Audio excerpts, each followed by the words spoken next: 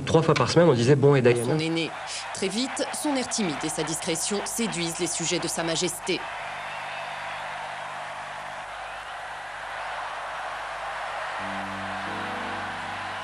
Née le 1er juillet 61, troisième des 4 enfants du comte Spencer, Diana grandit dans une famille désunie.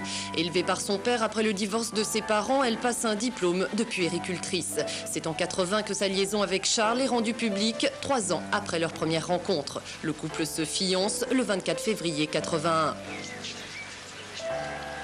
Après le mariage, les naissances, la première celle de William, futur roi d'Angleterre, comble de joie la famille royale le 21 juin 82. Diana souffre d'une dépression postnatale. Le 15 septembre 84, la naissance d'Henry semble indiquer un retour à l'équilibre dans le couple princier.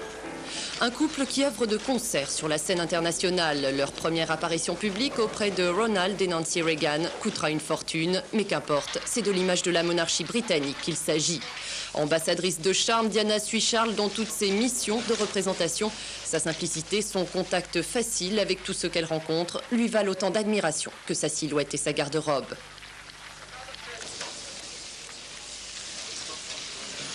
Mais dès 85, le bonheur idyllique vire au cauchemar. Un an plus tard, la liaison de Charles avec Camilla Parker Bowles s'étale dans les journaux. À la séparation formelle de 92 succède le divorce le 28 août 96. Diana conserve son titre de princesse de Galles et obtient une pension confortable. L'aboutissement d'une série de scandales, notamment la publication en juin 92 d'une biographie de Diana dans laquelle la princesse parle ouvertement d'un mariage sans amour qui l'a conduite à attenter à sa vie pour attirer l'attention de Charles. Nouveau rebondissement le 20 novembre 95. Dans une interview à la BBC, Lady Di reconnaît avoir trompé son mari et met en doute les capacités de Charles à assumer la couronne. Grande manipulatrice des médias, Diana mettait également ce talent au service des autres. Elle était ainsi devenue l'ambassadrice des grandes causes. Avec Mère Teresa en Inde, auprès des enfants, des vieillards, son soutien aux malades et tout particulièrement à ceux du sida, ces images-là marqueront les mémoires.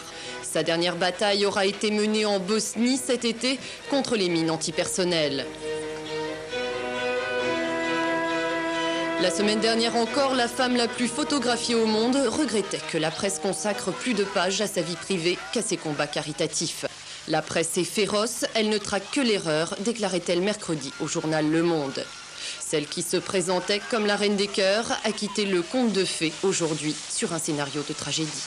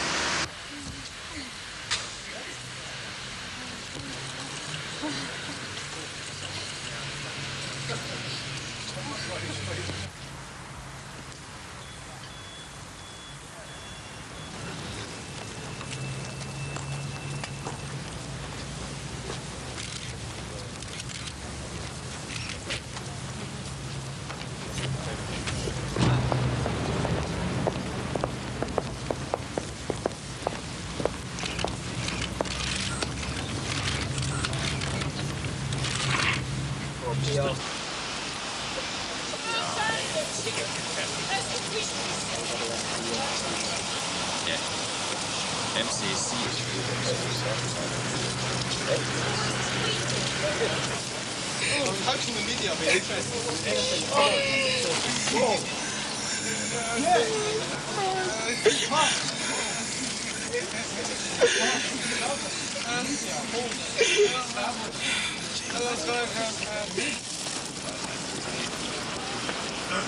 Dit is de most die